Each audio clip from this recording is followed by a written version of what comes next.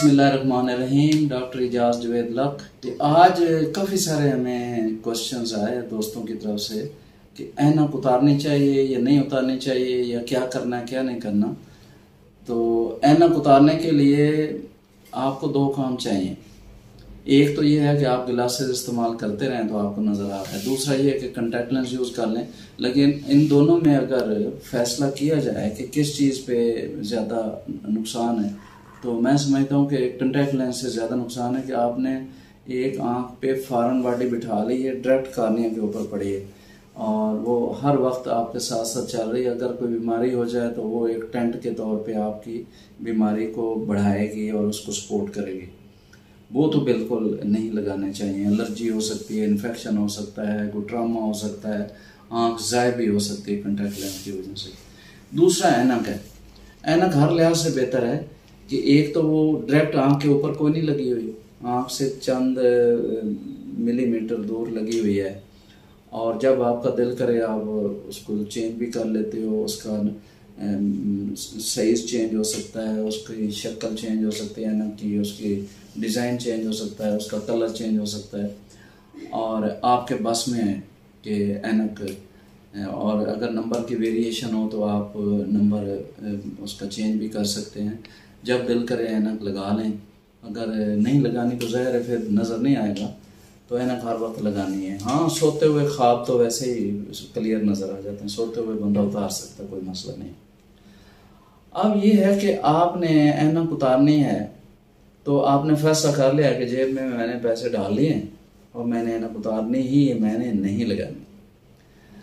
क्योंकि जब आप फैमिली के फ़ोटो बनाने हैं तो उसमें मसला आता है, जब आप कोई कॉस्मेटिक लगाते हैं तो उस वक्त मसला आ सकता है ऐनक की वजह से, या आपने मास्क लगाया हुआ तो फोगिंग हो जाएगी, उसका मसला हो सकता है, या स्पोर्ट्स में बच्चे स्पोर्ट्स करते हैं या स्पोर्ट्स मैन हैं तो उसमें मसला है कि वो भागेंगे कुछ करेंगे तो मसला उसको हो सकता है, या स्विमिंग करनी है तो स्विमिंग में ये होता है कि कॉन्टैक्ट लेंस इंतहाई डेंजरस है और ऐनक के साथ वैसे स्विमिंग कैसे हो सकती है। तो ये कुछ चीज़ें हैं। इसके अलावा ऐनक का नुकसान कोई नहीं है। ऐनक जो है आपको हवा से बचाती है, मिट्टी से बचाती है, जो ऑर्गेनिज्म आ रहे हैं या कीड़े मकोड़े आ रहे हैं सामने उससे बचाती है। अब आपने फैसला कर लिया है कि हर हाल में ऐनक उतारनी है तो उसके लिए लेज़र एक बेहतरीन ऑप्शन है, तो लेज़र से ऐनक उतर सकती है। लेज़र के 3-4 प्रोसीजर हैं, तो वो जब पेशेंट आता है हम उसको बता देते हैं कि इस तरीके से ये उसके पैसे हैं, उतर सकती है। अब मरीज का एग्जामिनेशन इंतहाई ज़रूरी है क्योंकि लेज़र ने ट्रीट करना है उसके कार्निया को। इंसान का जो कार्निया है, ये सामने वाली जो शफाफ झिल्ली है, इसकी 5 लेयर्स हैं। इसको अगर हम ऐसे ड्रा करें तो इसमें 5 है।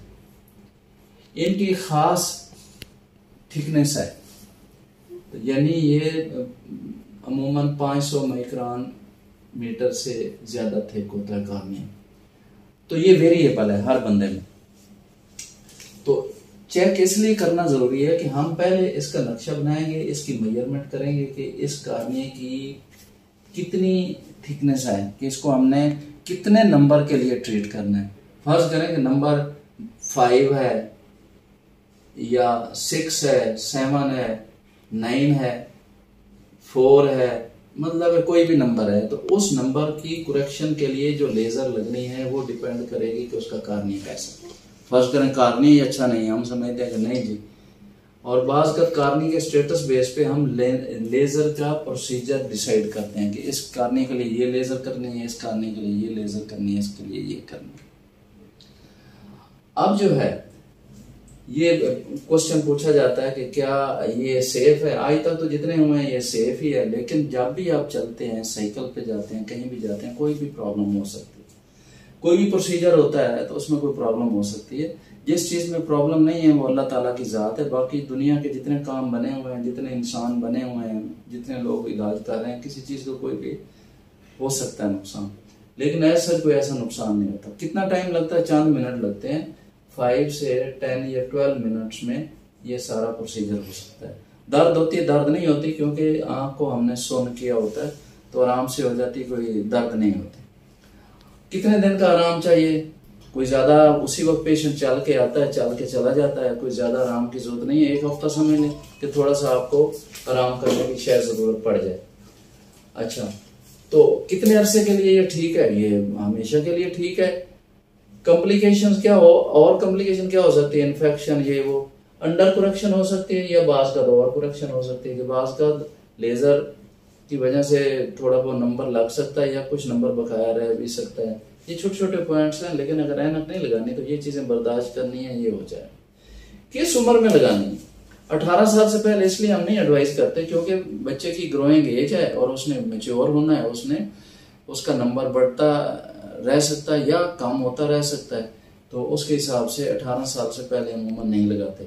अगर एक आंख कमजोर है तो बाज का उसमें आजकल थ्योरीज आ रही हैं कि जल्दी बच्चे में ऐनक लगा सकते हैं क्योंकि वो ऐनक नहीं लगा सकता, एक आंख कमजोर है या वो आंख सुस्त जा रही है, लेकिन वो एक्सेप्शनल केस है, वो बहुत कम लोगों में किया जाता है। तो हमारे जहन में यही इससे मुतल्लिक क्वेश्चन थे, लेजर से मुतल्लिक। बहरहाल अगर हम ब्रीफ करें तो अगर ऐनक नहीं लगानी तो उसका इलाज, ऐनक का इलाज और ऐनक उतारने का लेजर से हो सकता है। किसको लगानी है किसको नहीं लगानी वो एग्जामिनेशन के बाद डिसाइड किया जाता है, किस बंदे को लगानी है, इसको नहीं लगानी। कॉम्प्लिकेशन को ऐसा सच नहीं है जो हमने डिस्कस कर ली है। रेस्ट का टाइम थोड़ा है, कोई ज्यादा मसला नहीं है, और एज जो है जैसे बताया 18 साल से पहले नहीं होनी चाहिए, तो ये ठीक रहती है। 40 साल से ऊपर अगर पेशेंट चला जाता है तो हो सकता है उसको कोई पढ़ने वाला छोटा मोटा नंबर लग जाए।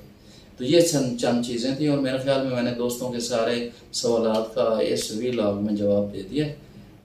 फिर भी कोई क्वेश्चन हो तो मोस्ट वेलकम।